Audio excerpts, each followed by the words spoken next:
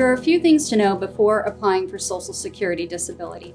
First, it's important to know that there are two different types of disability with Social Security. There is Social Security disability, also known as SSD.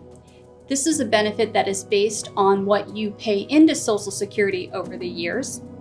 And then there is also Supplemental Security Income, or SSI benefits. SSI benefits are typically a benefit for individuals who have not paid into Social Security either recently enough or enough in general to qualify for SSD. The biggest difference between the two benefits is the amount of money you're entitled to receive.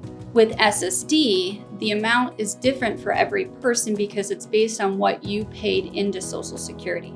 With SSI, the benefit has a flat maximum amount per month that you are eligible to receive. That amount tends to increase a little bit every year with a cost of living adjustment. The other big difference between the two benefits is that with SSI, any money coming into the household can impact how much money you're eligible to receive in benefits, whereas with SSD, that typically does not happen. Social Security relies very heavily on medical evidence, so it's important that your doctors are documenting your symptoms, your struggles, your limitations.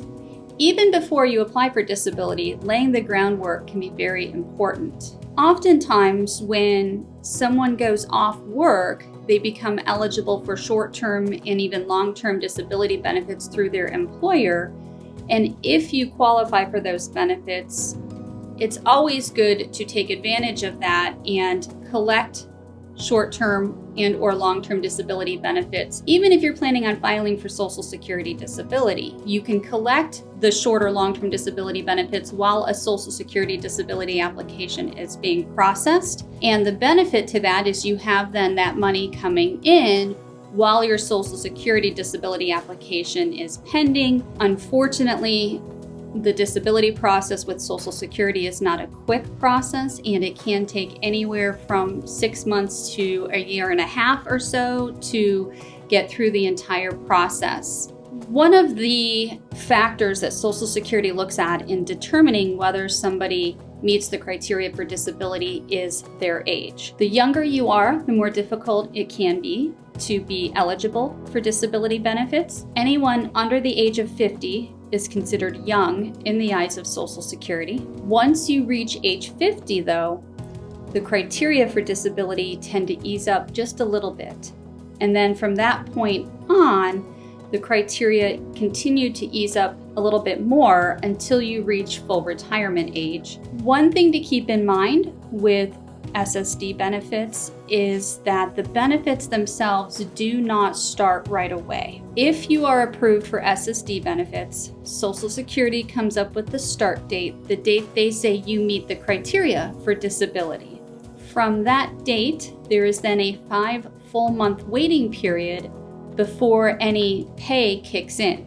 The other thing to keep in mind with this as well is that with SSD, you also do not become eligible for Medicare right away. In fact, your Medicare eligibility does not kick in for another 2 years after the pay kicks in.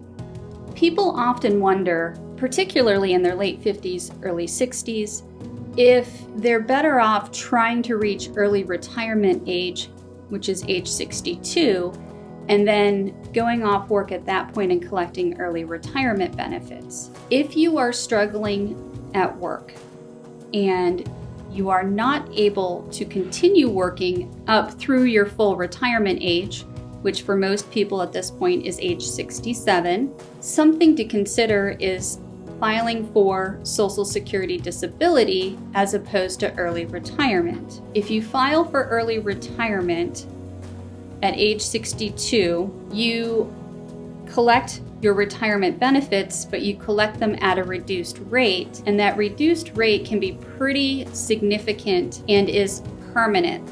So it becomes a permanent reduction in the amount of money you're entitled to receive each month. An option to this would be filing for Social Security disability.